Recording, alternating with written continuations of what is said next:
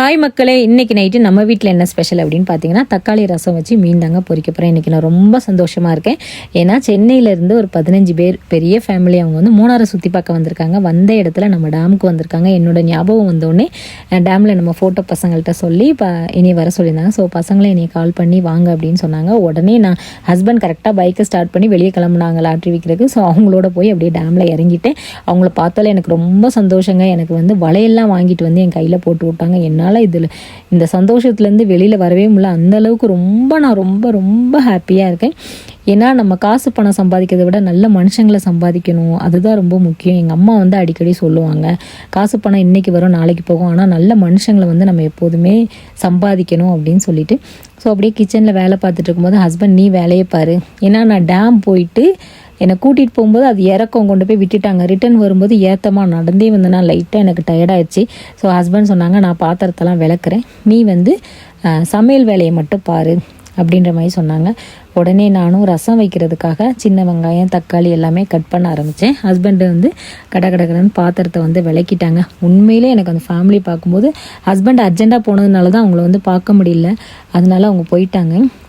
என் அம்மாவை பார்த்த மாதிரியும் என் தங்கச்சிங்களை பார்த்த மாதிரியும் எனக்கு வந்து கூட பிறந்த அண்ணன் தம்பி கிடையாது. ஒரு அண்ணன் தம்பி இருந்திருந்தால் நம்மக்கிட்ட இவ்வளோ அன்பாக பேசியிருப்பாங்க அப்படிங்கிற ஒரு தாட்டு வந்து எனக்கு அந்த அண்ணனை பார்த்தோன்னே எனக்கு வந்து தோணுச்சு. எனக்கு உண்மையிலே அவங்களுக்கு எப்படி நன்றி சொல்கிறது அப்படின்னு தெரியவே இல்லை.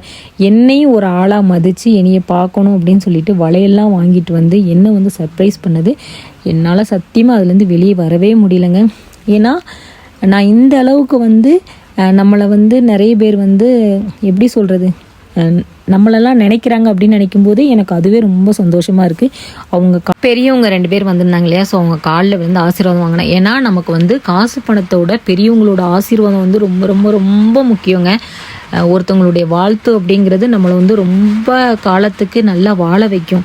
ஸோ அதனால் அவங்க காலில் விழுந்து ஆசீர்வாதம் வாங்கினேன். எனக்கு அவங்கக்கிட்ட என்ன சொல்கிறது அப்படின்னே எனக்கே புரியலை. அந்த அளவுக்கு வந்து நான் ரொம்ப சந்தோஷமாக இருந்தேன். ஸோ எனக்கு இந்த வீடியோவில் எனக்கு என்ன சொல்லணும் அப்படின்னு எனக்கு தெரியல. அந்த அளவுக்கு நான் ரொம்ப ஹாப்பியாக இருக்கேன். அந்த கையில் போட்டிருக்கேன் பாருங்கள் ஒரு பேங்கிள், ஃப்ரண்ட்டில் போட்டிருக்கேன் பாருங்கள் பெரிய பேங்கிள், அதுதான் அவங்க எனக்கு வாங்கி தந்தது. அவங்களோட அன்புக்கு வந்து நான் எப்போதுமே அடிமை.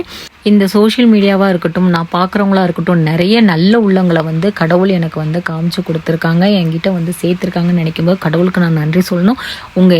எங்கள் வீடியோஸ்க்கு வந்து சப்போர்ட் பண்ணுறவங்க எல்லாருக்குமே ரொம்ப ரொம்ப ரொம்ப ரொம்ப நன்றி அப்படின்னு தாங்க சொல்லணும். ஏன்னா நீங்கள் சப்போர்ட் பண்ணலை அப்படின்னா கண்டிப்பாக என்னால் வீடியோஸ் வந்து போடவே முடியாது.